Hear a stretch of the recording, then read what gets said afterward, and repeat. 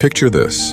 A story of two men bound by blood, blessed with abundance, yet faced with a choice that would shape their destinies. Let me tell you about Abram and his nephew Lot. After leaving Egypt, Abram journeyed to the Negev with his wife Sarai and all his possessions. And I mean all of them. We're talking enormous herds of livestock, precious silver and gleaming gold. God had blessed Abram tremendously, making him incredibly wealthy. His nephew Lot traveled alongside them, having his own impressive collection of flocks, herds, and tents. From the Negev, Abram's caravan moved from place to place until they reached Bethel, a significant location where he had previously built an altar to the Lord.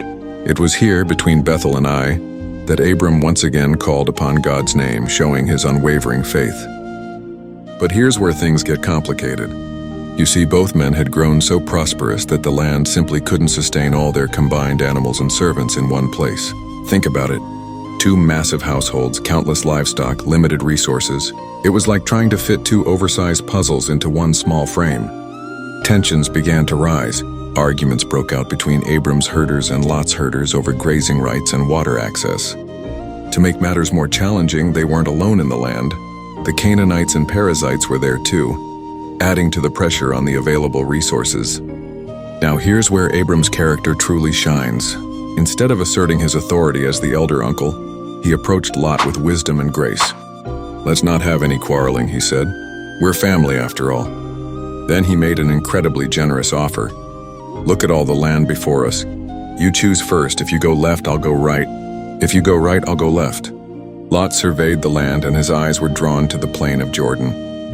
It was a sight to behold, well-watered, lush, reminiscent of the Garden of Eden itself, similar to the fertile lands of Egypt.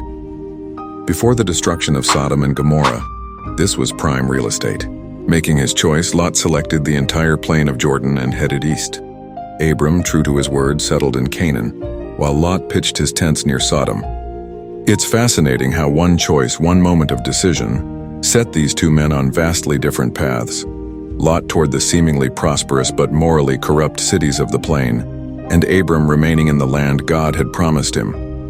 This story teaches us powerful lessons about handling conflict, showing generosity, and making choices that align with our values rather than just immediate benefits.